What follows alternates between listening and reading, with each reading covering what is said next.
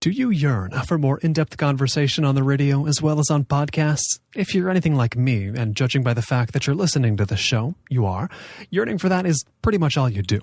You can further the noble mission by shooting an email to the program director of your favorite radio station, letting them know you want to hear the marketplace of ideas on their airwaves.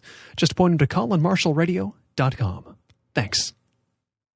This week on the Marketplace of Ideas, it's a conversation with experimental philosopher and conceptual artist Jonathon Keats on the Marketplace of Ideas, cultural conversation of the depth you demand.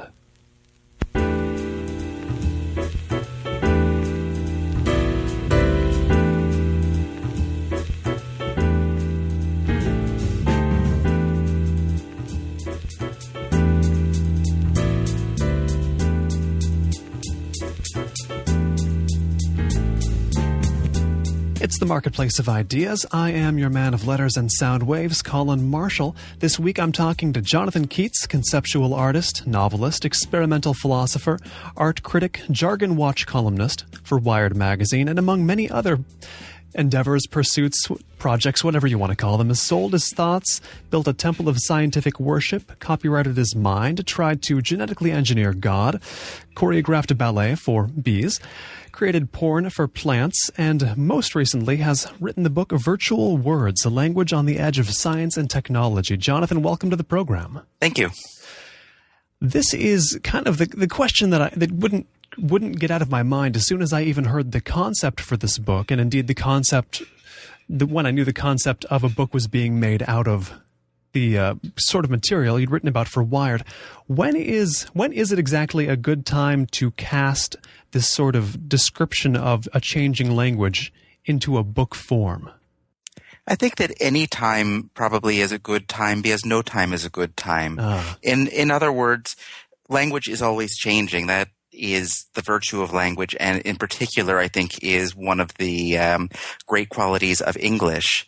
And so inevitably, any book on language, any dictionary, as another example, is inevitably a sort of time capsule. And what I attempted to do in writing this book was maybe in slightly longer form and slightly more durable cardboard to do what I do in Wired on a monthly basis, which is to say to capture language as it's being used and to try to understand why it is being used in that way and what effect it has on society. Is there something special about the language being used that you talk about being used on the internet and being used in technology and science now in 2010 as opposed to, say, in 2000 or in the late 90s, in other times of the internet? I guess I'll put it like that. I think that there are now so many modes of communication that are run, that are monitored, that are curated by such a variety of people that there really isn't a threshold for language as perhaps there once was. If you think about it, maybe it would be a bit more dramatic to go back 100 years and to think about what would be the difference between some sort of private language between people in a family that would never really get beyond that family and language that might even briefly have some sort of general run. Well, you had newspapers, and in fact newspapers were much more loosely operated than they are today in certain respects in terms of the playfulness of language that was allowed. But at the same time, it really was in the hands of very few people what language became public. With the blogosphere, with Twitter, with all the tens of thousands of different ways in which we access and browse the web, I think that there's this incredible flourishing of language, most of which flourishes for about as long as it takes to type it. And that isn't such a bad thing. In science and technology, ideas also are moving very, very quickly. And so I think that perhaps the speed at which language is changing and the speed at which science and technology change, that they are well suited for each other. And science and technology, of course, are changing as fast as they are, largely to do with the internet as well as various other factors, the Large Hadron Collider and other great machinery that we now have. So when did these linguistic phenomena specifically catch, your own intellectual interest? I think that I've always been interested in language as a writer, I suppose. I think I maybe became a writer because I liked the sound of language and I liked the possibility of play through language, with language. And when I write fiction, which is a large part of what I write, I'm always, I think, trying to challenge the language at the same time that I am trying to lean on it in terms of how it has been used in the past, and to find as many resonances as possible in a word or a phrase, and to access all of them in terms of how that is being used in a sentence, a paragraph, a story.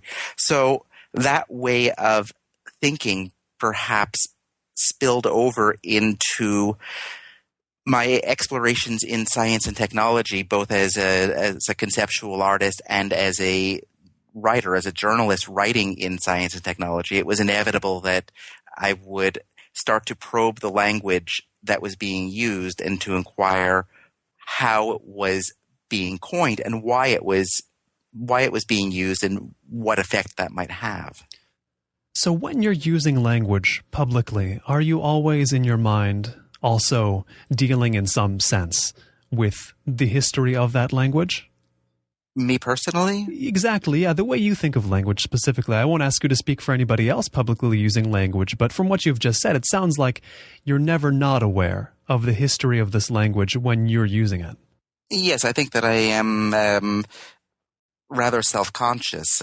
Perhaps it's an affliction of writers to be that, but certainly as I am speaking, it really isn't so different from the way in which I write, that I am always, I think, trying to find the right word, which is not only a word that expresses what I thought I wanted to say, but that leaps ahead of that and surprises me, and then requires me to think about those implications and sort of pulls the thought forward, enriches the thought. So it isn't so much that I am careful with the words that I speak as I'm speaking them, as I am attentive to them as I speak, in the same way that I am as I write, and that I attempt to consider what echoes there might be, because words, of course, are repositories of ideas. Words accumulate ideas that interrelate historically, yet at the same time perhaps have traveled different paths. And so when I speak or when I write, if I am bringing up a word, sometimes I'm kind of caught off guard, and there's another path as well. There's a convergence of several paths, and that convergence often leads me in a direction that I would never have expected to go, which makes the conversation a lot more interesting for me than it would be if I were simply trying to say something that I'd already thought. From what you're saying, I'm drawing kind of an image out of it, like a linguistic feedback loop. Like you're conveying ideas with language, but the language you use to convey those ideas feeds back into what you're thinking. Is that at all right? I think that that's exactly right. And I think that I know that you have a lot of background in audio recording and in working with ambient sound. And I think that perhaps what you do is not so different from what I do in terms of your listening to the sound around you and interpreting what is happening from that. So too, I think that I am always listening to the words that I use and that others use, and using that as the foundation for more words. We mentioned in the beginning, and I think people will know this about you when they listen to this interview. They'll know that you have this career in the art world, a conceptual artist. You're, I think, most often called, when I hear you talked about, it's most often as a conceptual artist, or sometimes a sort of philosopher artist. And having the profile that you do in the art world, yet also being so aware of language, having this heightened awareness of language. Now, correct me if I'm wrong, but the art world tends to be regarded as a world where language does get some abuse. And is that something that you do experience a heightened sensitivity to as well? Well, there are few areas of writing worse, perhaps, than art writing. I mean, maybe academic writing in general is in the same realm, but not quite, because academic writing is simply awkward. Art writing tends to be intentionally awkward in order to seem more academic than it is.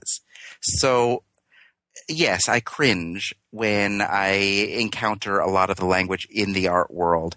And to be honest, I cringe to some degree at the art world in general, and am always a little bit wary of calling myself a conceptual artist. First of all, because it is such a pretentious and abstract and abstruse term, but also partly because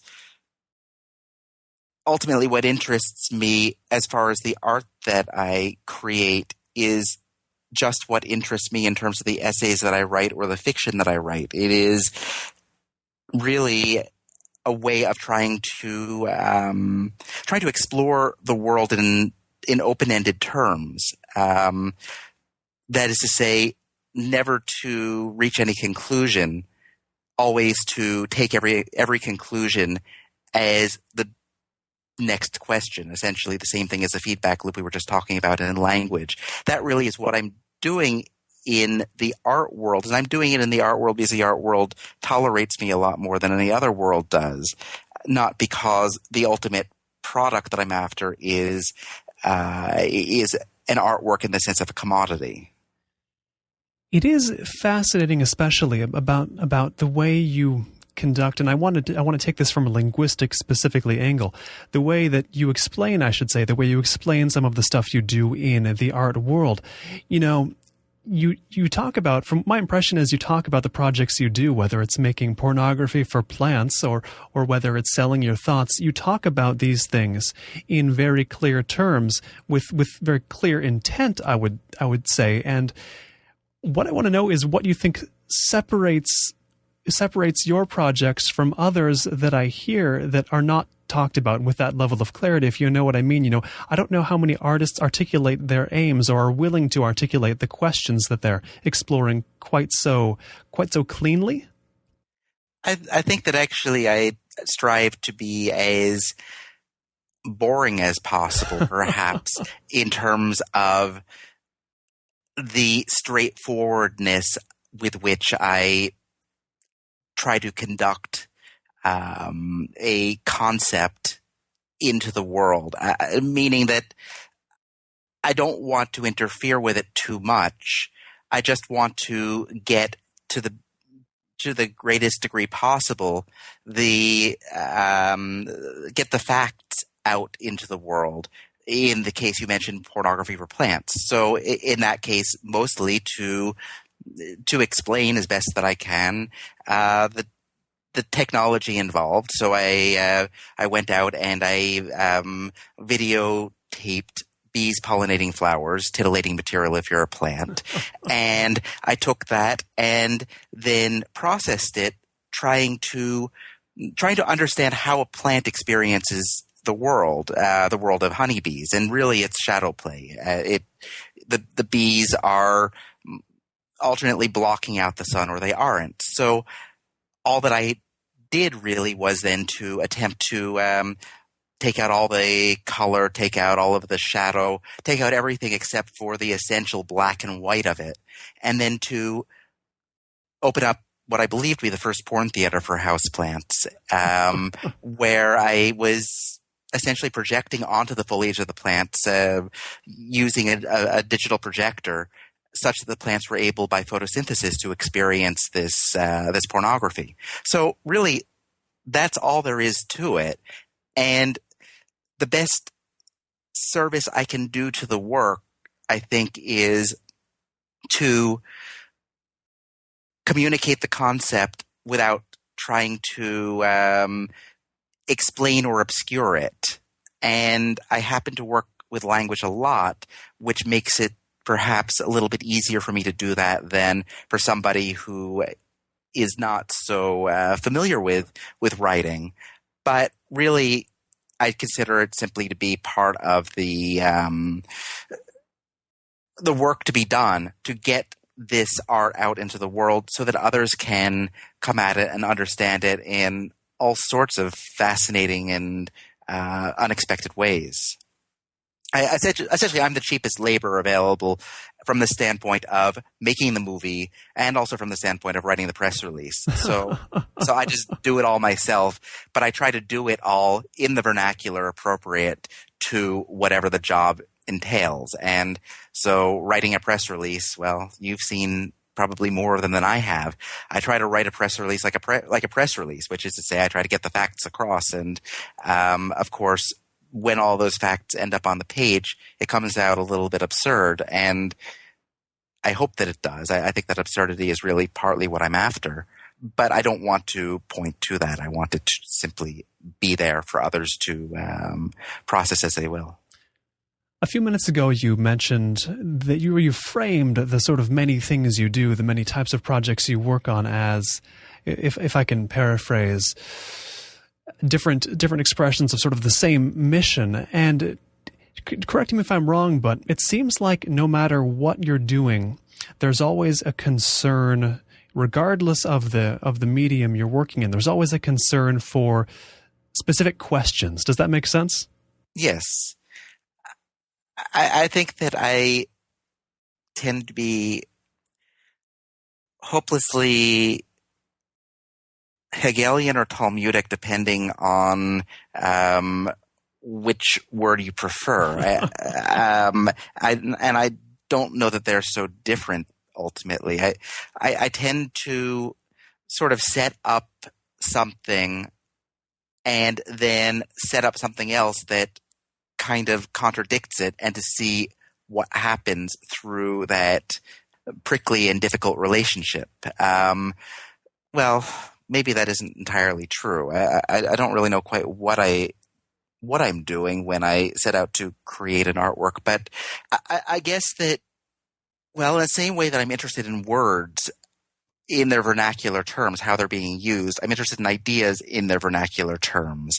So, for example, I was interested in taking string theory, which was several years ago at least sort of the prevailing next theory of everything, which posited the existence of extra dimensions of space in order for it all to work out.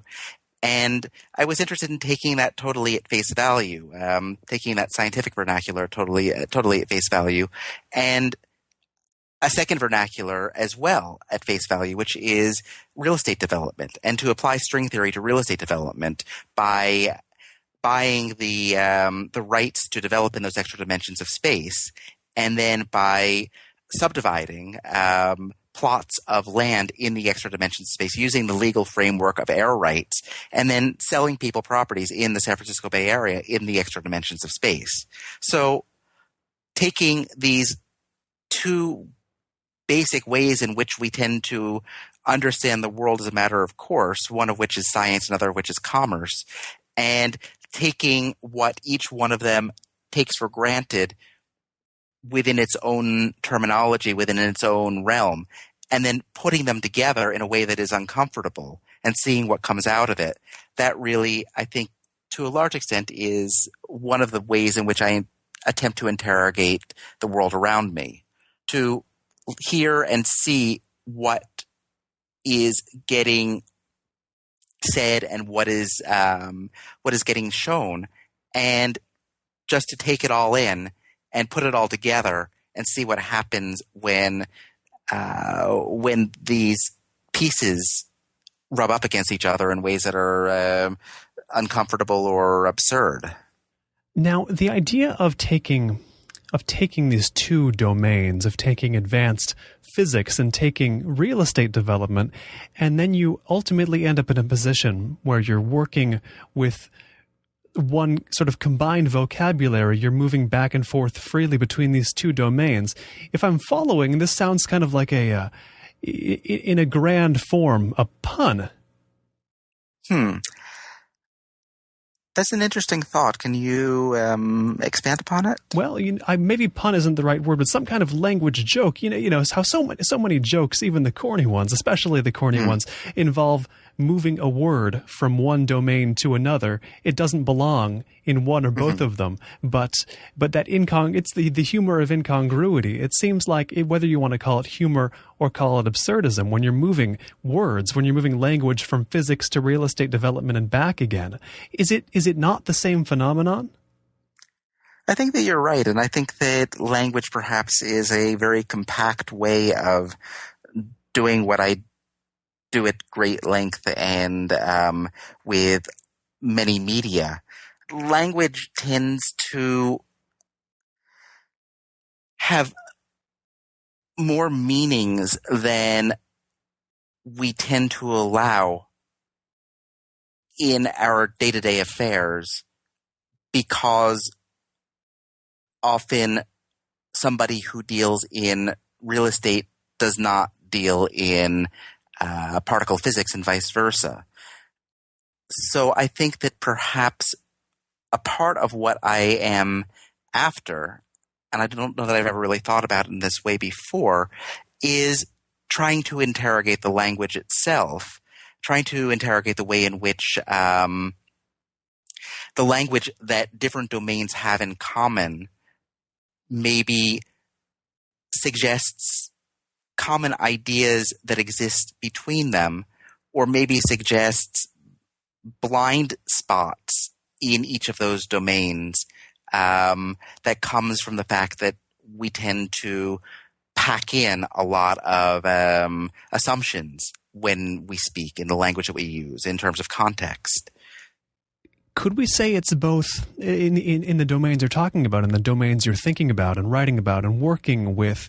So there are both blind spots, which I think people generally acknowledge that domains have blind spots, but blind commonalities as well? Yes, I think that that's exactly right. And probably the blind commonalities are ultimately more interesting. The blind spots, perhaps that is material more for cultural critique, whereas the blind commonalities, that might be an area for creative pursuit. And to inform the listener who is maybe less familiar with your projects, what are the most striking blind commonalities you think you found? That's a good question. I think that maybe this won't answer the question, but at least maybe it will come around to doing so. The blind commonalities are perhaps not so much commonalities in language, at least that I can think of off the top of my head, as they are in terms of experience in a more general sense. That is to say, the experience of the world that we have and the experience of the world that plants have. Well, we're both in the world, and by and large, we don't tend to think of ourselves as being a lot like plants, and probably plants don't tend to think of themselves as being a lot like us. Yet I think that there probably is more in common than there is to distinguish between us as different, not only species, different kingdoms. In terms of above the level of cognitive processing of the world, the level of experience of the world, the way in which a plant probably experiences the world, which might be the world of honeybees hovering overhead, that sort of sexual stimulus, that probably by and large it isn't so different from the way in which we do. We simply have a middle ground, where we tend to process that experience And we tend to, I think, forget that the experience in its most raw form between world and life, between world and being, that it isn't so different. So perhaps by exploring that blind commonality, well, I'm doing it for the plants, of course, in terms of making the films, but also ultimately I'm doing it for humans in terms of trying maybe at some level to suggest or to inquire into how we experience the world, not how we think that we experience the world or how we think about the experiences we have of the world, but how do we experience the world in a primary way? And perhaps by observing plants, observing the world in that primary way, but taking a vernacular that's familiar to us, a movie theater, maybe it allows us to step outside of ourselves enough to recognize that blind similarity between us and other species.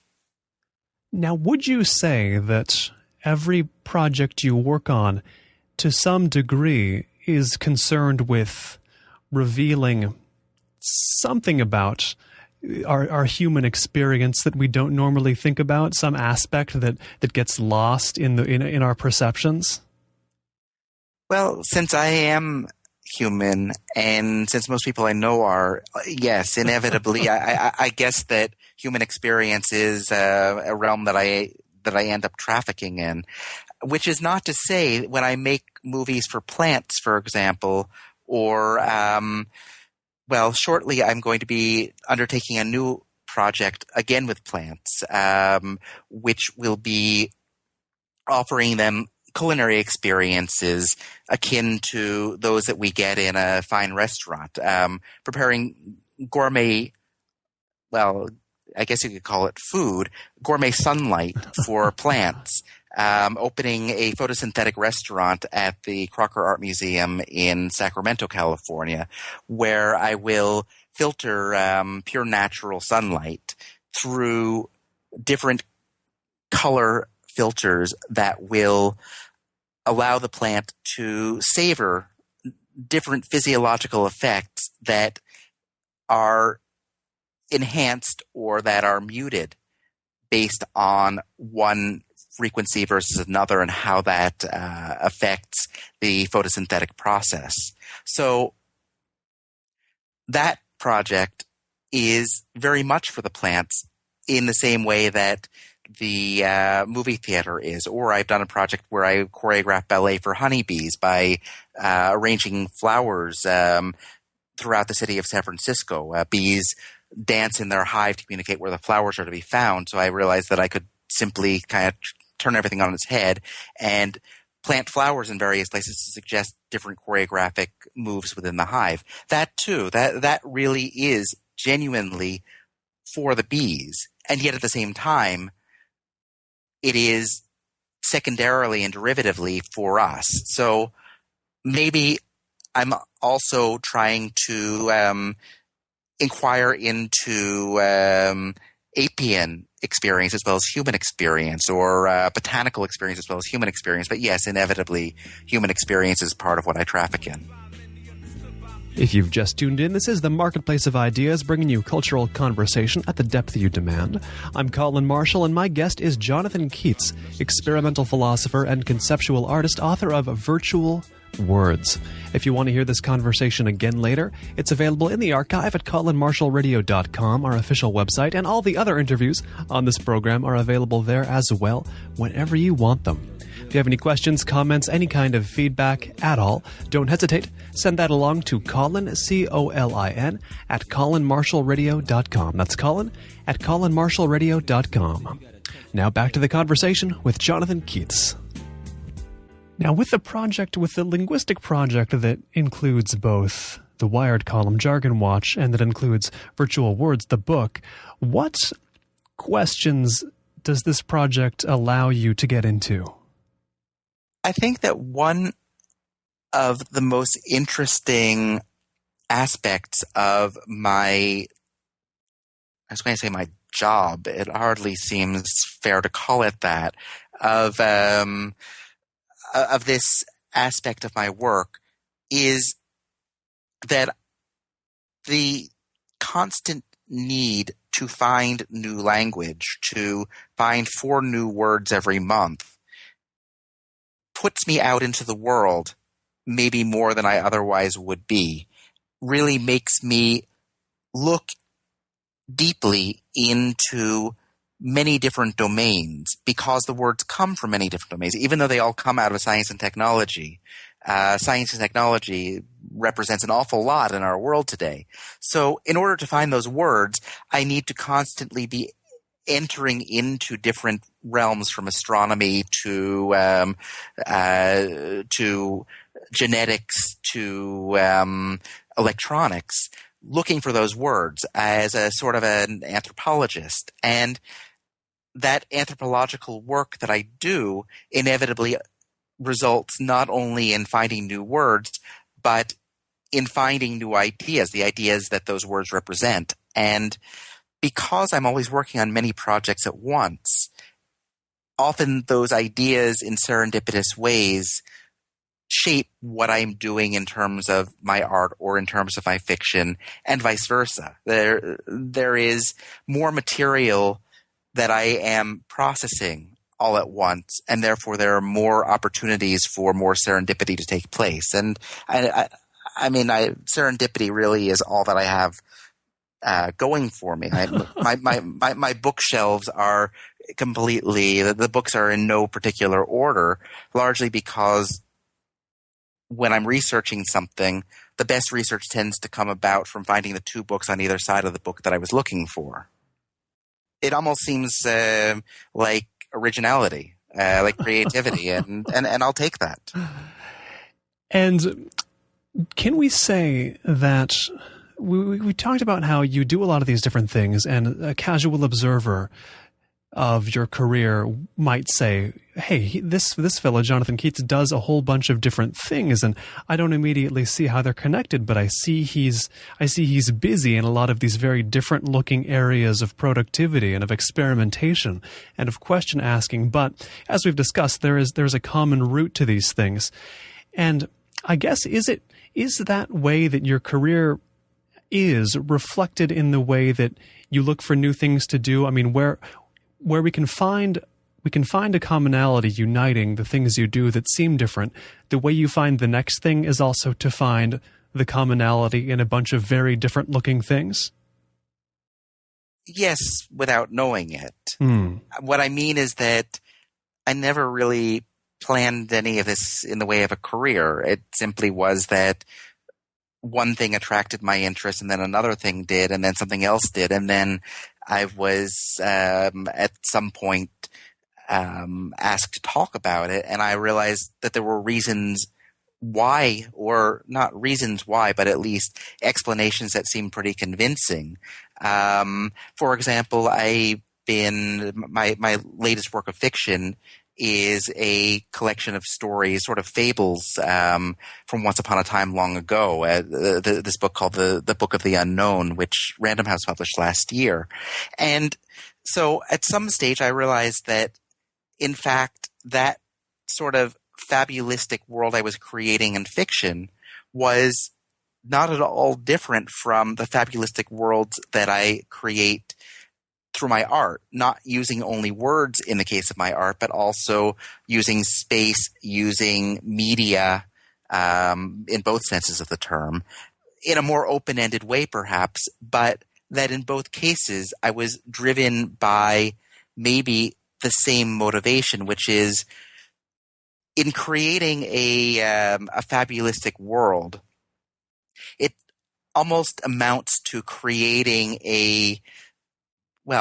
it's a parallel universe that somebody can enter into and can navigate in a way that our world maybe can't be, because our world is so complex. And yet, in entering into that alternative space, it becomes possible to look back on our world maybe with a slightly greater degree of clarity than we would have had we not stepped out in the first place. I believe this is a reason why early humans valued story so much when it cost so much of their time and energy to tell stories to each other. Why would they expend that energy? I believe that it was for this purpose, that it helped to reorient them by stepping out of their world and looking upon it from a plateau, from a simplified alternate universe. And so my stories are in that tradition. And I came to realize that my art actually also was in that tradition, that my art really is not so different from, stories told around a campfire. Only often it involves plants or honeybees or pornography. And maybe we could use the broader term of a sort of speculative project to categorize some of this stuff. And when I think about the words that you discuss in Jargon Watch and in Virtual Words, they're new words, many of them deliberately created to be new words, whether they failed or succeeded that way.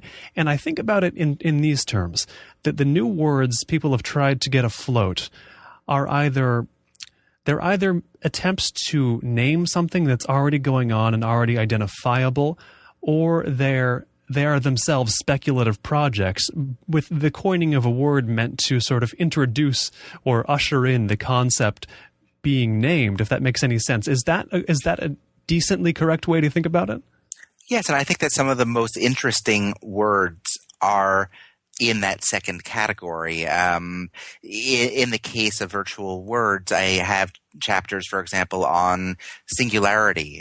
The idea of the singularity as being this state in the future, around 30 years out by the reckoning of some, when intelligence, by virtue of the fact that it seems to be increasing exponentially, will result in a totally different world from the world in which we live right now, in which the world itself will become an intelligent being.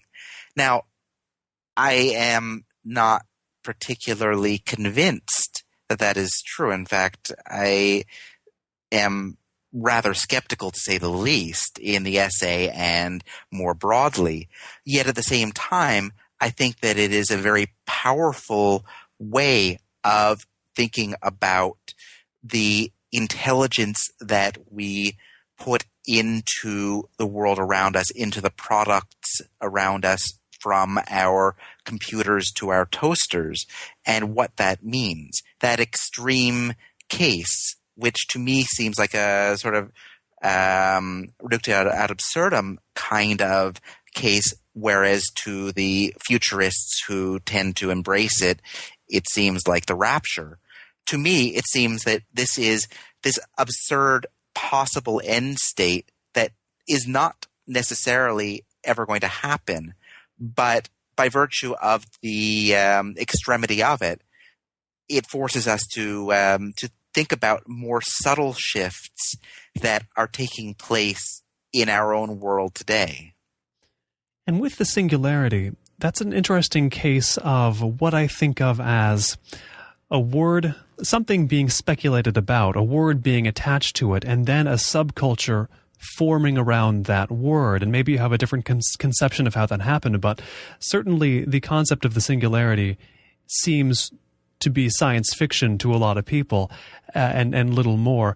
But some of the issues with the singularity seem to me to revolve around the let's say eccentricity of the groups who believe strongly in it, who have cohered around the term singularity. Do you see that as an act of a subculture forming around a word, even more specifically than the actual thing itself?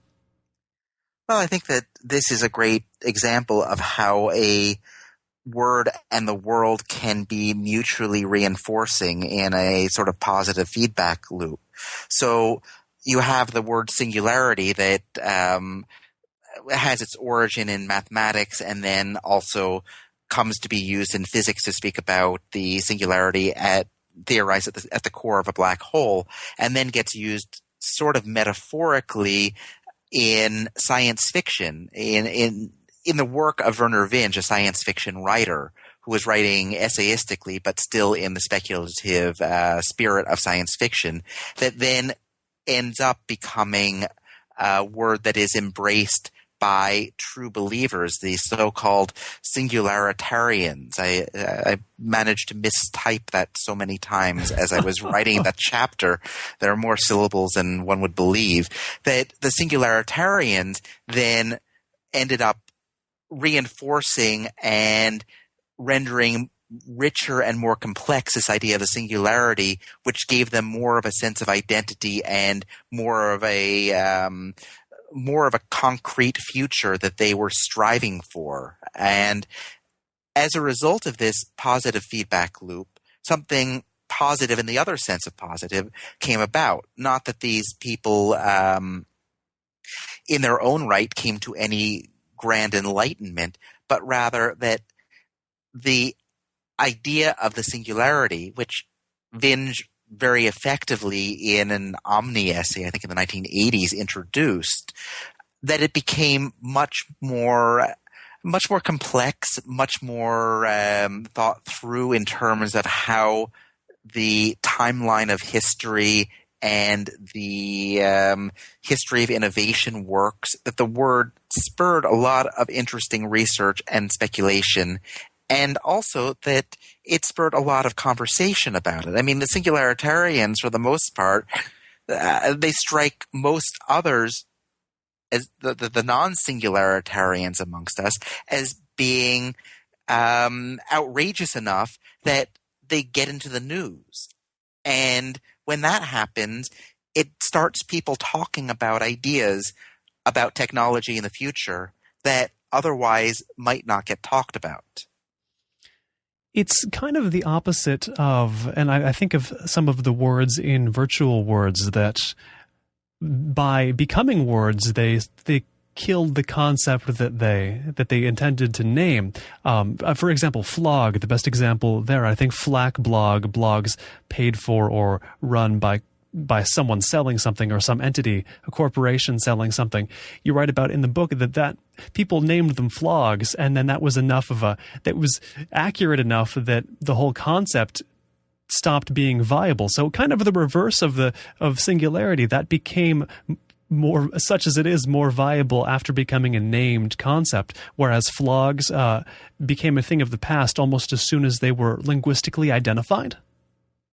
Yes, I think that is absolutely right, that the effects of language can be negative feedback loops as much as positive feedback loops, and that it depends partly on the historical circumstances of the coining of that word, and partly it has to do with the purpose to which that word is put. The words that tend to last longest and to be most effective are those that are the least effortful. Another example that I have is bacon, B-A-C-N, a word that probably anyone who knew it has forgotten already what it is. Bacon is spam by request, which is to say all the news groups, all the mailing lists that you sign up for that you never bother to read the material when it comes to you. Well, the word was coined to be like spam, but it was too clever a word and too thin an idea for that word to really have any lasting impact. The word was unnecessary and called too much attention to itself and too little attention to anything else. Whereas spam as a word has this incredibly long and convoluted history where the meaning changed as the technology changed, and nobody seemed to be promoting the word. The word simply came into being as a sort of almost private language amongst people who were doing things in technology and needed a word, and it was a funny word to use, and they kept using it, And gradually that word became not only standard, but essential. One of probably the most common words in use on the internet today. Would you say that even beyond just spam, an organic development and growth is important for the longevity of a word? I mean, is there some correlation there between how long a word took to come up and how organically it did so and how long it remains viable? Yes, it is very rare, if not unheard of, for a word coined by a marketing firm to have any real longevity. I mean, this is a business that Faith Popcorn is in, and words such as cocooning are known to some in some sort of historical sense, but I don't know that they ever were used, and they certainly are not in use at this stage.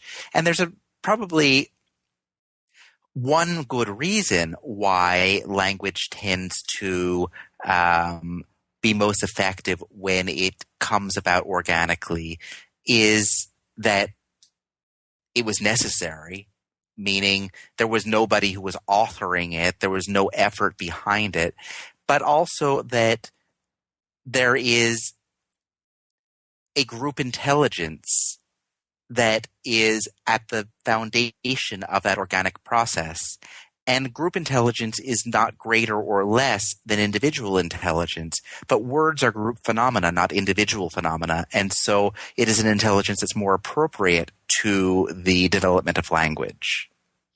And there's an analogy there with what's successful on the internet itself, it seems. The stuff that really flies on the net, at least these days, seems to be group intelligence driven, not individual intelligence driven or corporate intelligence driven. If it is corporate, it tends to be fueled by group intelligence. Would you agree with that?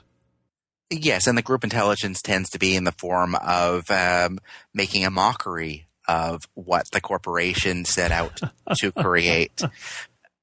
There is a remarkable amount of skepticism in the healthy sense, and a remarkable amount of cynicism, which would be skepticism in the unhealthy sense, both on the web today.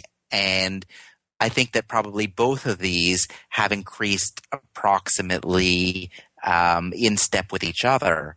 The cynicism being the price paid for the skepticism, or the skepticism being the perk, the benefit that is wrought by the cynicism. And I don't know that makes ours a better or a worse society than those before, but certainly that is, to me, one of the marked differences, in spite of the fact that there seems to be sort of this rampant technophilia, and every time that Steve Jobs steps out on stage, there is probably something closer to the rapture than the singularitarians will ever experience. In spite of all that, in spite of the fact that people do love their technology, there probably is a lot more critical distance that people have from the ordained sources, from the moneyed sources, from power structures of all kinds than there was in past decades or centuries. And speaking of things Steve Jobs would step out holding, one of the fascinating things to me, especially in the book, was the chapter on the word K, the abbreviation of OK, that people use, I guess, when they're texting. And it is it's especially fascinating because we talk about corporate stuff and the sort of suggested corporate ways you use their technology. And I've seen many a commercial or a print ad with a teenager or whomever texting on a cell phone, and they will be using, and you have examples of this in here in the book, they'll be using this sort of like the way Prince used to name his songs, the numeral 2 rather than 2, and things abbreviated and made less understandable, but in a character and time-conserving way. Before I read your chapter in this book, I thought that was completely fabricated by the corporations running these services, running various SMS services. But this is a legitimate thing people do. They actually do abbreviate in the same way that I've been seeing on commercials. That does seem to be the case, and here I really have to speak as a sort of amateur anthropologist more than as someone with direct experience of it. I still don't own a cell phone, so I am, in spite of the fact that I am immersed in technology and science constantly, I also am I'm also not of that culture. And I think that is important. I mean, I tell myself that. Of course, not having a cell phone is also a very good way to manage to avoid parents and others who might be trying to get in touch at any given hour. But I think that also it is really crucial for what I do. Everything from writing the Jargon Watch column in Wired magazine to creating these thought experiments, these conceptual projects that use genetic engineering and so forth, that I not be a native, that I be an outsider. I really try to be, as much as possible, an outsider in all things. My newest art project, which launches in just a couple days, at California State University in Chico, is, I think, an attempt at inviting others to become outsiders as well. More extreme than that, to become, at least in some hybrid sense, to become alien. I'm launching a new space program, the local Air and Space Administration, and the basis of our operation is, rather than going places like Mars, to let Mars come to us, which happens periodically in the form of meteorites. And so I've been collecting that material, and initially I will be sending out potatoes to explore Martian territory by osmosis, by growing potatoes in Martian mineral water. But what I will do after that is to start packaging and bottling that water and selling it through an exotourism agency set up at Modernism Gallery in San Francisco, where I often hold these projects. And the idea with this mineral water will be that you can experience these other realms by absorbing them, by making them a part of you, that you can, in essence, that you can explore Mars by becoming a little bit Martian. These mineral waters contain many of a whole range of chemicals that they all came from Mars. A whole number of minerals that will be built into your system, even in very minute trace amounts, so that, at least in concept and to some degree in fact, you will become Martian by imbibing.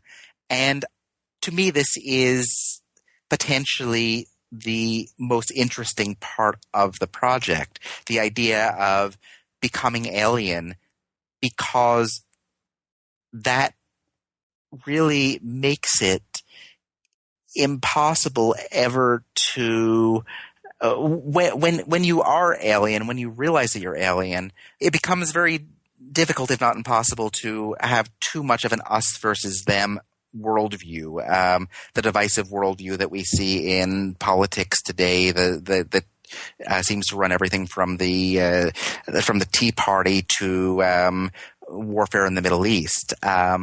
I'm not saying that my Martian mineral water is going to bring about world peace and that I should be next in line for the Nobel Peace Prize, but I am saying that to the degree that we can be encouraged to become outsiders, that we can perhaps have more empathy for others, but also that we will be less likely to clump together in ways that are counterproductive and that are seemingly more and more, partly to do with technology, partly many other complicated circumstances, but very much the direction in which the world has been moving over the past couple decades.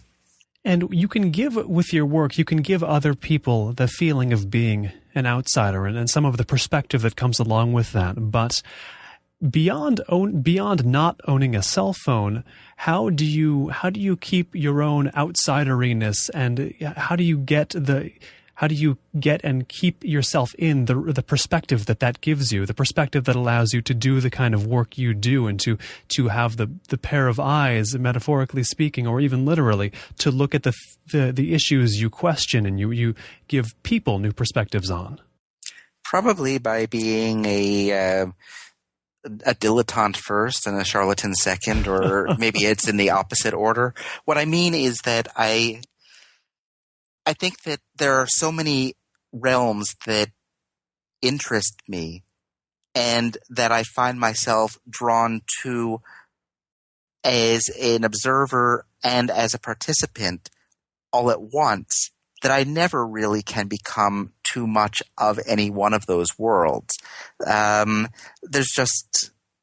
not enough time in the day, and there's not enough discipline in my temperament to do that. So in essence, what is a liability, and I have many of them, I think, always taken my liabilities, everything from a sort of inherent naivete to a tendency to concentrate on too many things at once and none of them enough, and to use those liabilities, or at least to pass them off as assets. So by going about my life in this totally haphazard way, where I seem to have 12 different careers, none of which really seem appropriate to the others, I maintain my outsider status by default. And maybe that's partly what I'm trying to encourage others to do as well, by getting them to participate in these projects. Every project that I do, I always insist is open source, is freely given for others to get involved in and to change and to make their own. I think that above all, what I am trying to do is to pursue my own curiosity, but to encourage curiosity in others as well, to encourage everyone to become a natural philosopher or an experimental philosopher in this sort of amateur way, and to pursue far too much in order never to become too deeply entrenched in anything that it becomes a source of blindness, and a source of that it becomes too much a part of you, and that you kind of lose your curiosity, lose your interest in the world as a whole. The book, once again, is Virtual Words, Language on the Edge of Science and Technology. Jonathon Keats, thanks so much for taking the time to come on the program. Well, thank you. I've really enjoyed it. This has been the Marketplace of Ideas. I've been Colin Marshall. If you'd like to listen to this conversation again, visit colinmarshallradio.com, our official website, to find the complete Marketplace of Ideas archive. You can visit Ben Althouse, the man who made our theme music, at benalthouse.com as well. And if you have any guest suggestions, if you have anything you want to hear more of, less of, or anything of on the show, send it along to Colin at colinmarshallradio.com. That's COLIN at colinmarshallradio.com. Thanks, as always, for tuning in, and next time, we'll catch you again on the Marketplace of Ideas, cultural conversation of the depth you demand.